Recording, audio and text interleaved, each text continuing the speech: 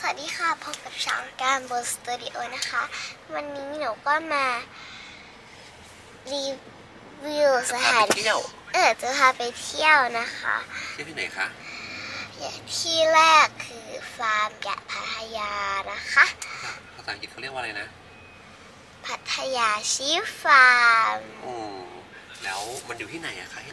ฟาร์มแกะพัทยาเนี่ยพัทยาค่ะแต่ตอนนี้เรากำลังไปไหนนะกำลังขับรถเดินทางไปใช่ไหมคะใช่ค่ะเราออกจากบ้านใช่ไหมจากบ้านกรุงเทพใช่ไหมคะโอเคเดี๋ยวให้ใกล้ถึงแล้วเดี๋ยวเรามาพาไปชมนะคะ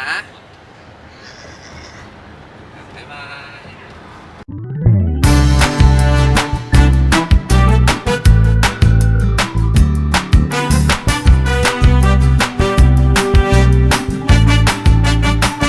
พัทยาชีฟาร์มนะคะมาตามมาเลยตอนนี้เราต้องไปซื้อตั๋วกันใช่ไหมคะใช่ค่ะโอเคตอนนี้คุณพ่อได้ตั๋วมาแล้วนะคะคุณผู้ชมตั๋วสินี่คือตั๋วนะวันนี้เรามากันกี่คนคะมา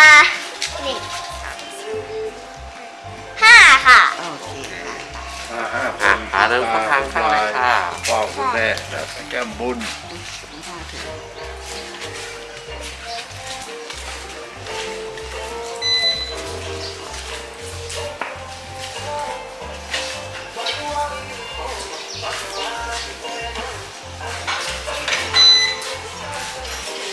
ตรงนี้ตอนนี้เราจะไปยังไงต่อนะจ๊ะ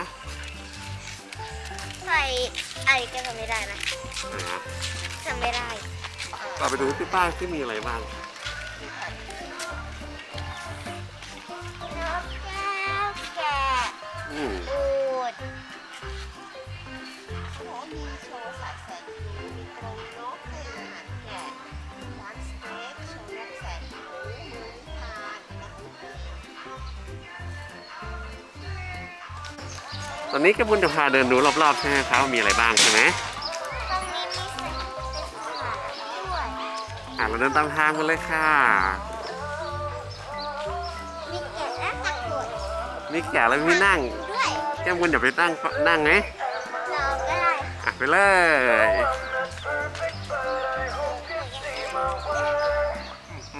นั่งสบายไหมคะ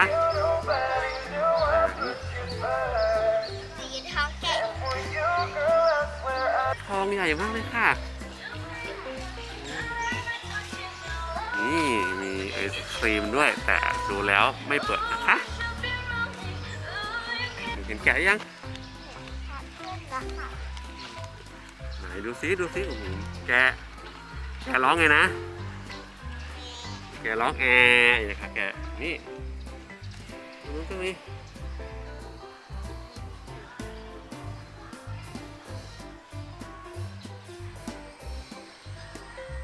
อันนี้ก็มีแคทค่ะ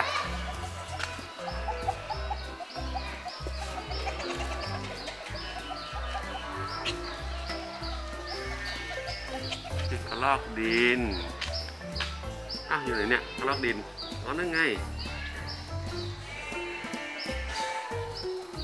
ได้แครอทมาเหรอคะใช่ค่ะเอาให้หายหนูแครอทเสียตังค์หรือแจกฟรีคะเสียตังค์ค่ะแค่20 บาท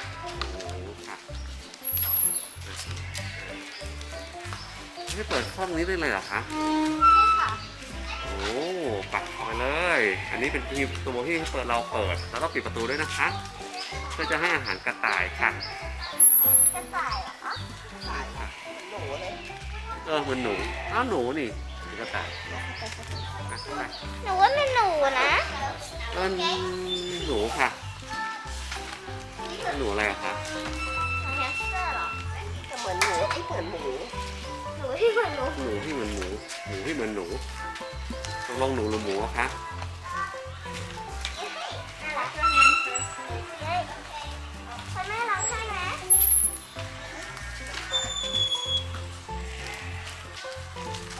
ไหนที่มันให้ดูสินี่ค่ะ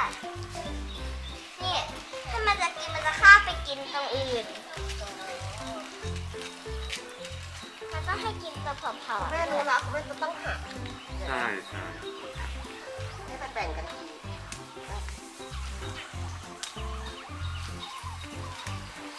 โอ้ย ลุงคือตัวอะไรอะคะ หนู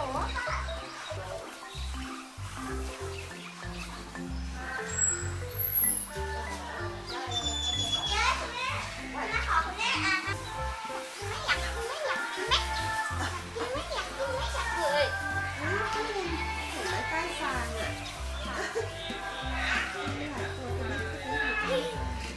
เออ เกาะเสื้อหนูอีกไว้ เด็ เนี่ ก ย จะมาดูนี่มานี่ กินแครอทได้ด้วยเหรอ มาแล้วคุณพ่อมาใหญ่เลยมาใหญ่เลย อย่าให้อย่าให้ พ่อมากันใหญ่เลย โนโน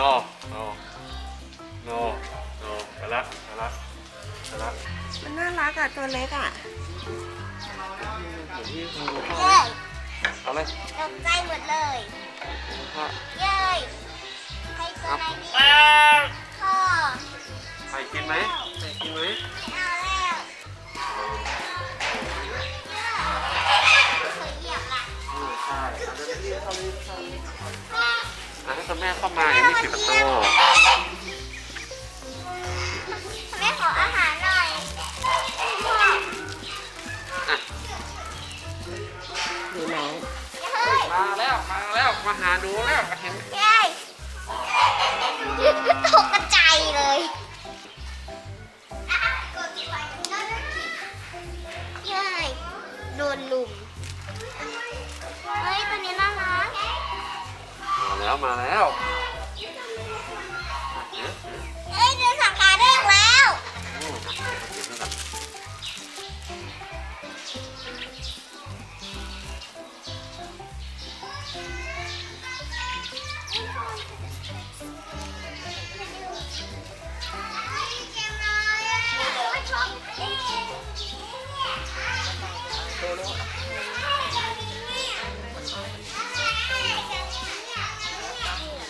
เย้ย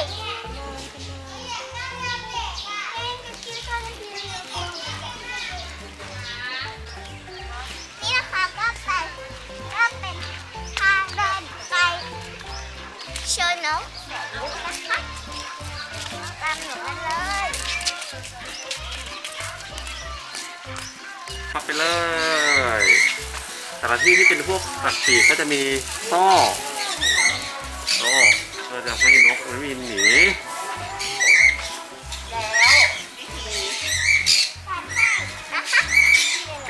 ตอนนี้เราอยู่ที่กรงนกใช่ไหมคะ แล้วเราจะให้อาหารทำยังไงนะ อันนี้มันคืออะไรเม็ดทานตะวันไม่แน่ใจว่ายี่ห้ออะไรเนาะอ่ะนี่การให้ว่ายินผ่านหัวพ่อไป วางบนฝ่ามือหนูจะมาแล้ว เดินไม่ใกล้เดินไม่ใกล้ เดินไป ใกล้ ไหน ใช่ใช่เดี๋ยวถ้ามันจะกินจะวิ่งมามันกินมาหามาไหมเข้าใกล้นิดนึงใกล้นิดนึงมาแล้วใกล้ๆมาแล้วแล้วถึงนิดนึงมันจะไม่ถึงค่ะ ใครได้ใบอะไร ได้ลองดู ก็ได้ ตัวนั้นด้วยตัวนั้นมาแล้วไหลมาแล้ว มาแล้ว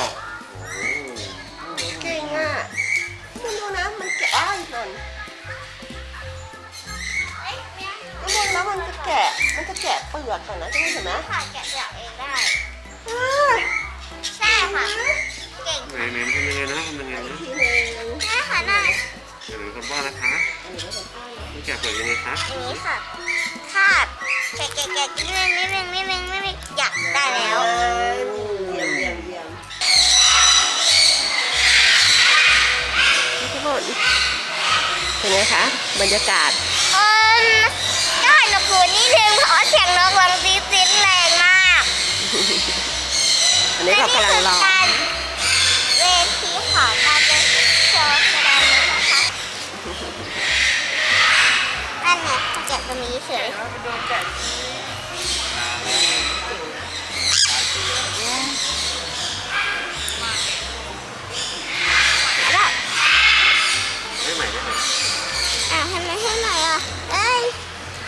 ไปแกะไปเปิดไปทิ้งด้วย เอาเปลือกไปทิ้งด้วยเอาเปลือกไปทิ้งก่อน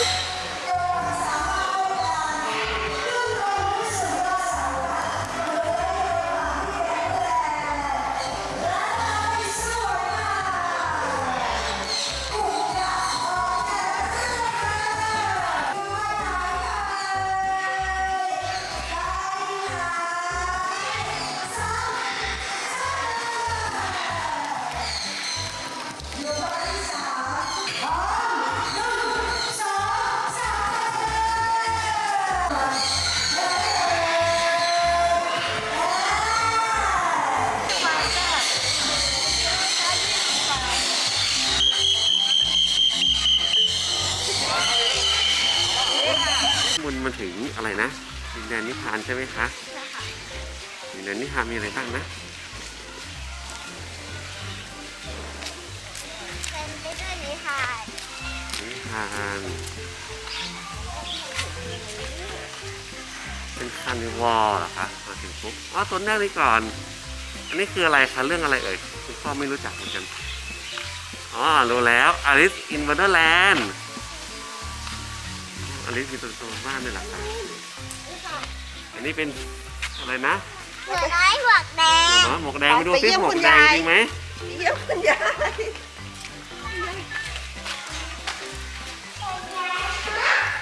สวัสดี คุณยายคะทำไมคุณยายถึงหนูยายจังเลยคะ ก็จะได้ฟังเสียงหนูชัดๆหน่อยล่ะค่ะ อ๋อแล้วคุณยายทำไมคุณยายถึงตาโตจังคะ ก็จะได้มองเห็นหนูชัดๆเลยค่ะ แล้วทำไมตาคุณยายถึงแบบนั้นคะ ก็จะได้กินหนู พี่ยายหนูน้อยหมวกแดง เอ้ยนั่นหรอเรา อันนี้คือช้างดัมโบ้นะคะนี่คือช้างดัมโบ้ช้างบินได้ เอาสโนว์ไว้ไหม สโนไว้ ส ไม่ โน แต่หนู ไว อยาก ท์ เป็นปราสาทอ่ะ เอาไปสโนไว้ก่อนค่อยเดิน อันนี้คือสโนไวท์กับคนแพ้ทั้ง7นับดูซิมี7คนจริงไหม 1 2 3 4 5 6 7 เห็นไหม แต่ละตัวทำอะไรบ้างมีบ้านของสโนไว้ให้เราไปดูไหมดูบ้านสโนไว้บ้าง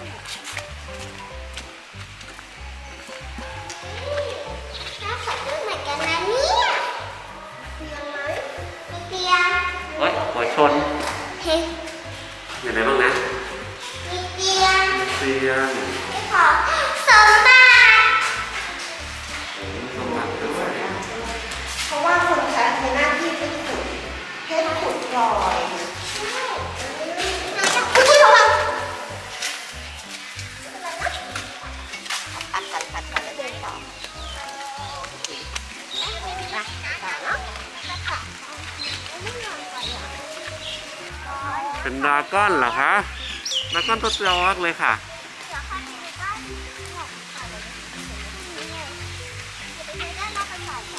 ภาษาขึ้นตรงนี้หรือเปล่าคะ เดี๋ยวเจ้าของเขาขับไปด้านหน้าก่อน อ๋อ โอเคค่ะ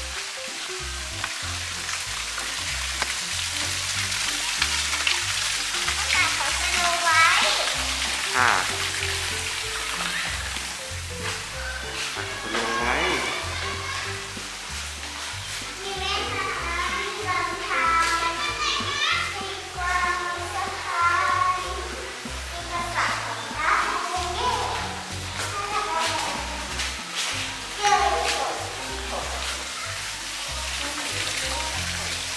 นี่เจ้าชายกบค่ะ เ